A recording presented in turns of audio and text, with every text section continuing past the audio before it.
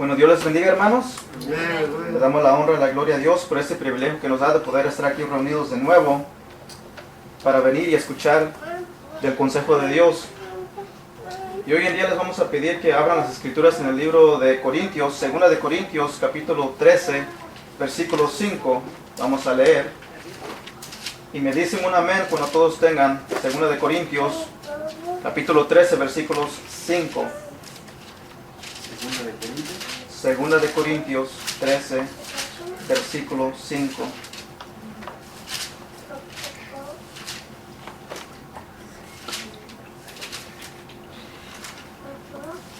Espero que todos lo tengan. Vamos a estar predicando bajo el tema: examinaos a vosotros mismos si estáis en la fe.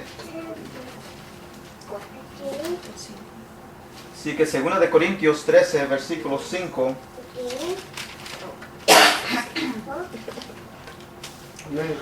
¿Lo tienen todos?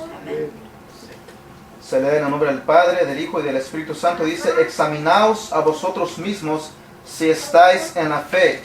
Probaos a vosotros mismos. ¿O no os conocéis a vosotros mismos que Jesucristo está en vosotros, a menos que estéis reprobados? Así que vamos a estar predicando bajo el tema: examinaos a vosotros mismos si estáis en la fe. Hoy en día, por causa de que en varias iglesias, por causa de no querer perder miembros, están disminuyendo a lo que es bíblico o al evangelio. Y hoy en día se puede escuchar de varias personas, amigos. Yo he llegado a escuchar personalmente de amigos que dicen: yo conozco a gente cristiana en mi trabajo, son mis compañeros, pero si no supiera que son cristianos, ni en cuenta que lo son, porque su conducta es igual a la mía. He llegado a trabajar con personas y he llegado a mirar grupos que se reúnen y comienzan a hablar cosas del mundo, y para mi sorpresa, el líder de ese grupo que está hablando cosas del mundo supuestamente es cristiano. Y eso es lo que nos lleva a poder a mirar las escrituras y examinarnos si en verdad somos cristianos o no lo somos. Así que si alguien le pregunta: ¿es cristiano? Y dice que sí, ¿en qué se basa su confesión? Quizás dirá: bueno, porque hace un tiempo atrás fui a un altar y confesé al Señor Jesucristo como mi Señor y Salvador. Pero en realidad la Biblia nunca te dice que vas a asegurarte de tu salvación determinando o mirando hacia el pasado, sino siempre es en el presente. ¿Cómo es que estoy viviendo hoy en día? ¿Cuál es mi conducta de hoy en día? Ahora vamos a ir a Mateo 5, vamos a estar ahí un ratito. Así que vamos a ir a Mateo 5 para mirar. Y aquí en Mateo 5, Jesucristo comienza su ministerio, Él comienza a hablar. Pero antes de esto estaban los fariseos y los escribas, los religiosos de su tiempo. Y ellos ya tenían ciertas leyes, ellos sabían que era lo necesario para entrar en el reino de Dios. Pero Jesucristo dice: no, yo voy a darles el estándar, les voy a dar las normas, les voy a dar a saber quiénes son los que entran en mi reino. Y se van a evaluar ustedes conforme lo que yo les voy a decir. Y de ahí van a determinar si en realidad son salvos o no son salvos. Si en realidad están en mi reino o no lo están. Y la clave que vamos a mirar aquí es la palabra justicia. Y él habla de estar justo. De tener un justo estar ante Dios. Algunos dicen: yo soy cristiano. Y he escuchado de cristianos que son cristianos y viven en fornicación, en pecado, en la borrachera.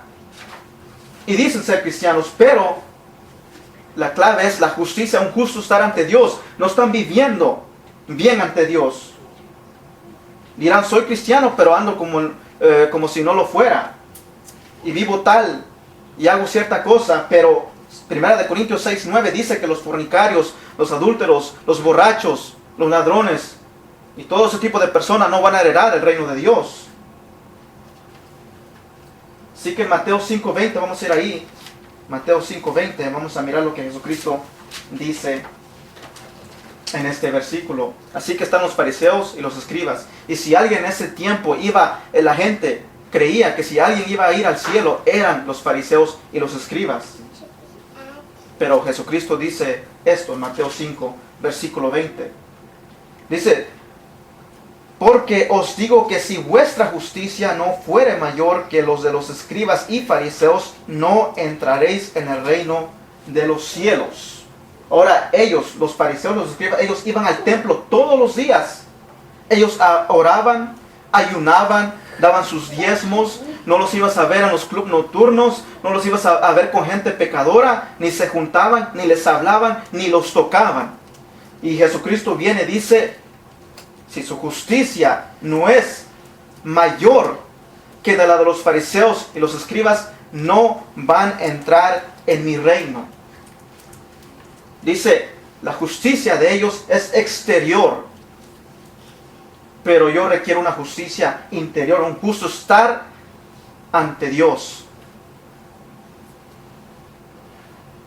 En 2 de Timoteo 2:19 dice, pero el fundamento de Dios está firme, teniendo este sello, conoce el Señor a los que son suyos, y apártese de iniquidad todo aquel que invoca el nombre de Cristo. Tito 1, versículo 16 dice, profesan conocer a Dios, pero con los hechos lo niegan, siendo abominables y rebeldes, reprobados en cuanto a toda buena obra. Simplemente al profesar algo no quiere decir que uno es salvo. La profesión no va a hacer nada, sino es una conducta, cómo estás viviendo hoy en día. Simplemente porque dice la gente, soy cristiano, profesan ser cristianos, no quiere decir que lo son. Por ejemplo, está la iglesia liberal. Los liberales dicen, puedes venir a Cristo, y lo maravilloso de todo esto es que puedes seguir igual, puedes vivir como el mundo, no va a haber un cambio en tu vida, todo está bien, ven a Cristo, Él te ama, Él murió por ti y ahí estuvo. Simplemente recíbele como Salvador nada más. Ahí después, si quieres, le vas a recibir como Señor, si nace de ti. Pero eso es una mentira del infierno. Eso no es lo que dice la Biblia. Si uno en verdad es cristiano, ¿qué es lo que dice la Biblia? Vamos a ir a 2 de Corintios. 2 de Corintios, capítulo 5, versículo 17. Un versículo que conocemos bien, pero vamos a leerlo.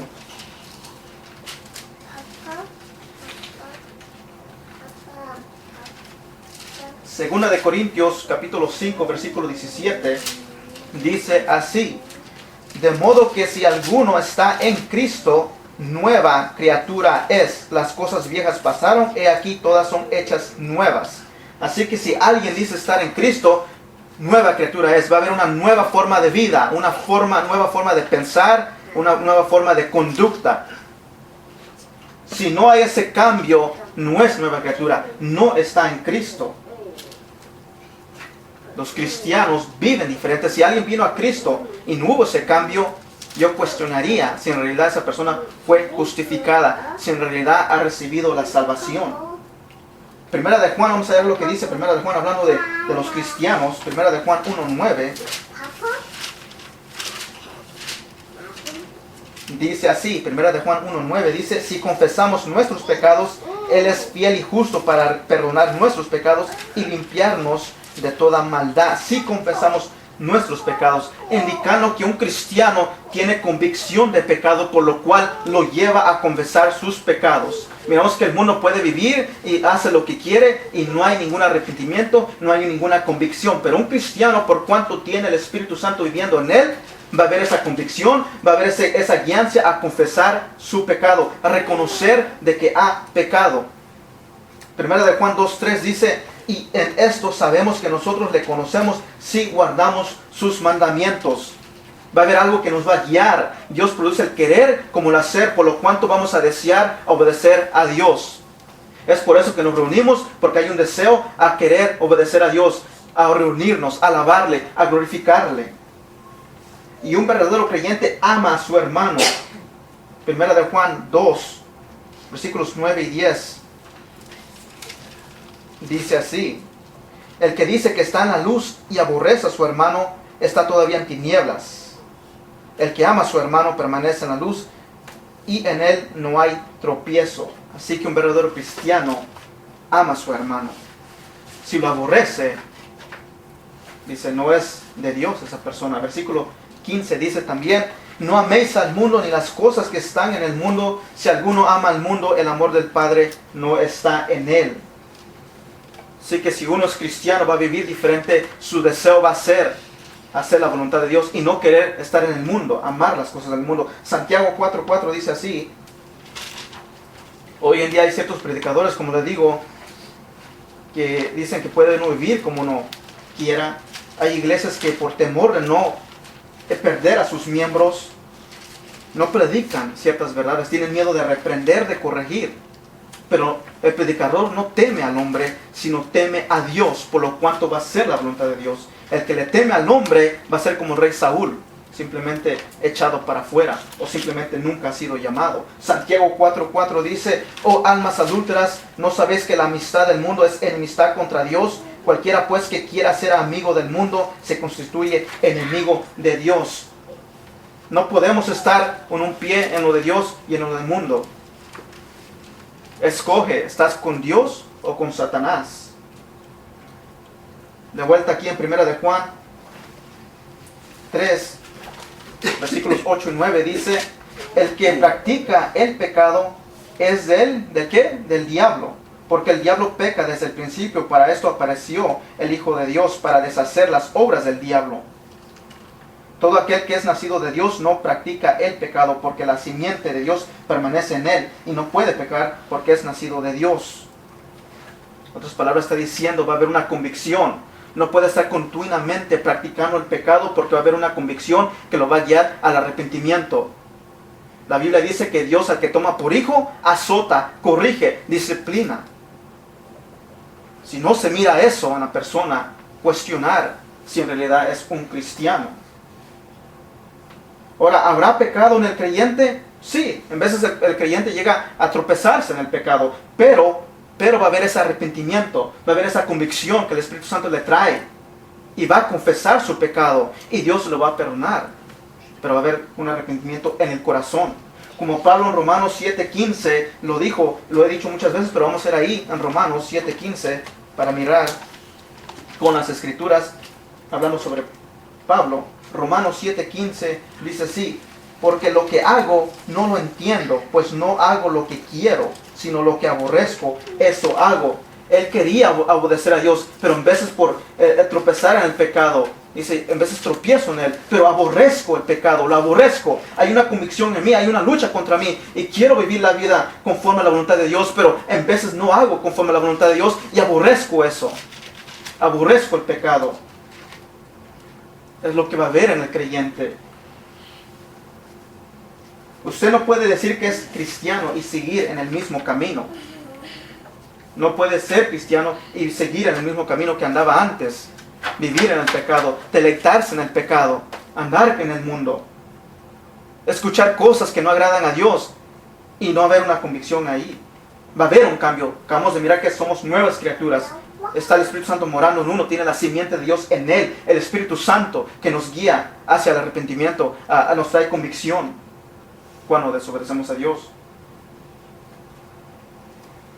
Así que, ¿cuáles son las normas para entrar en el reino de Dios? ¿Cuáles son?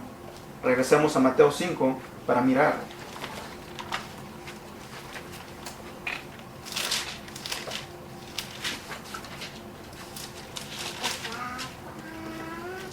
Mateo 5, vamos a mirar acá cuáles son las normas, cuál es el estándar, cómo es que uno llega a entrar en el reino de Dios, con qué actitud venimos ante el Señor Jesucristo. Mateo 5, versículo 3, vamos a leer, y de ahí hasta, vamos a estar explicando otra cosa. Mateo 5, 3 dice, bienaventurados los pobres en espíritu, porque de ellos es el reino de los cielos. Bienaventurados los ¿qué? Los pobres en espíritu, porque de ellos es el reino de los cielos. Así que bienaventurados los pobres, ¿por qué? Es bienaventurados los que conocen su pobreza espiritual, los que saben que son pecadores, los que saben que no hay nada en ellos que agrade a Dios, los que reconocen su pecado.